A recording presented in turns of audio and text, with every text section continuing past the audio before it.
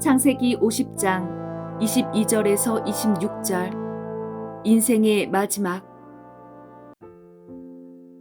요셉은 110살에 죽습니다. 그는 임종의 순간에도 하느님의 이름을 잊지 않습니다. 하느님의 이름을 잊지 않았다는 것은 그가 평생을 자기 존재에 대한 물음을 가지고 살았음을 의미하는 것입니다. 인간 문명의 본질은 존재에 대한 물음에서 비롯된 것입니다.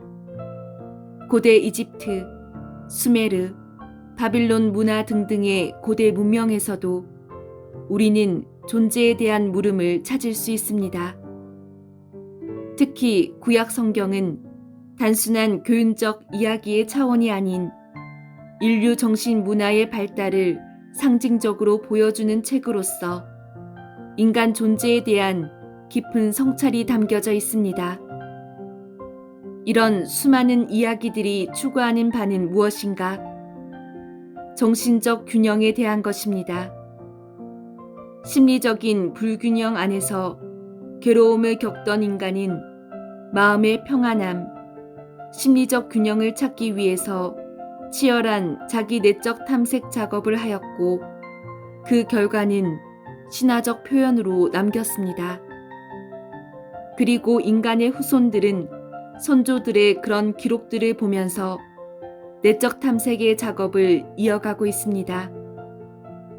이렇게 자신의 존재에 대한 물음을 갖고 지속적인 자기 탐색을 하는 사람들을 우리는 그리스도의 제자라고 부르는 것입니다. 우리는 때로 어리석은 행동을 하기도 합니다. 그리고 그 정도는 알았어야 하는데 하는 순간이 많습니다. 그러나 우리는 인간입니다. 하자가 많은 인간.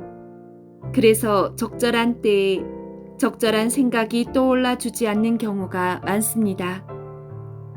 혼란한 감정으로 인해 명확한 사고를 할 수 없는 상황이라면 더욱 그럴 수밖에 없습니다. 그런 자기 과거를 진정으로 후회한다면 돌아서서 반대 방향으로 가야 합니다. 그 자리에 주저앉아 과거의 선택에 신음하며 자신을 매정하게 비난해봐야 아무 소용이 없다는 것입니다. 왜 그런 결정을 내렸는가 후회하고 비판하는 정도가 비합리적 수준으로 치닫고 있다는 생각이 들면 얼른 생각을 멈추는 게 좋습니다. 자기 비난은 자신이 날카로운 통찰력이 있는 사람이 되어야 한다는 생각에서 기인하는 경우가 많은데 이런 식의 사고방식은 파괴적인 결과를 초래하기 때문에 조심해야 합니다. 영성심리에서는 지나치게 내 탓이오를 하지 말라, 어느 날 니 탓이오를 하기 쉽다고 합니다. 융은 에너지가 극에서 극으로 갈 수 있다고 했습니다. 피약증적인 삶이란 자기 스스로에게 피해를 주고 스스로 학대하면서 살아남는 방식인데 모든 책임을 자신에게 귀결시켜 죄책감에 젖어서 스스로를 학대하는 것입니다. 그래서 객관적인 자세를 갖지 못합니다. 기질적으로 강한 사람도 피약증적 요인을 가질 수 있습니다. 자신의 기질과 살아가는 패턴과의 격차가 너무 심하여 심한 갈등을 겪게 되고 그로 인해 장애적 성격 형성이 고착, 병리적 피약증이 될 확률이 높다는 것입니다. 그렇게 되면 어떤 사람도 그를 상대하기가 어렵습니다.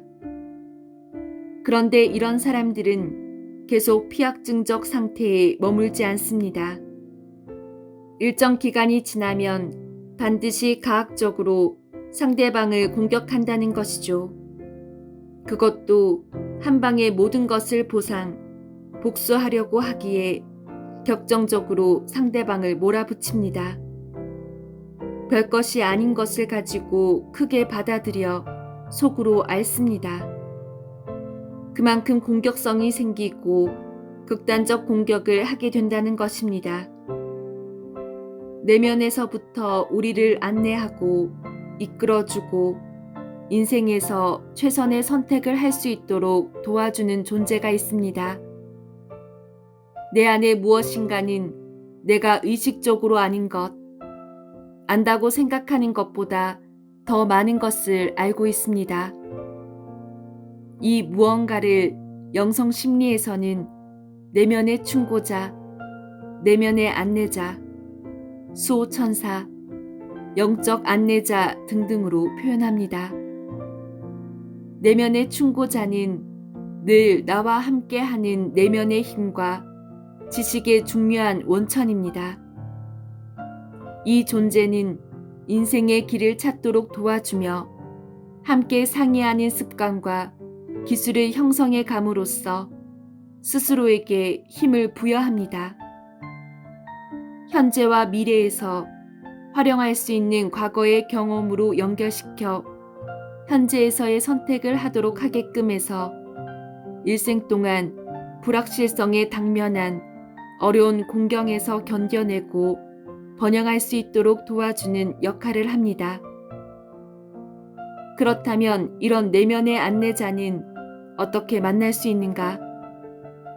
평화롭고 안전한 장소에서 나의 내면을 찾으면 됩니다.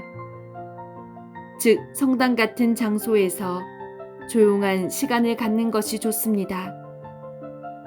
그 시간에 묻습니다. 어떻게 살 것인지를.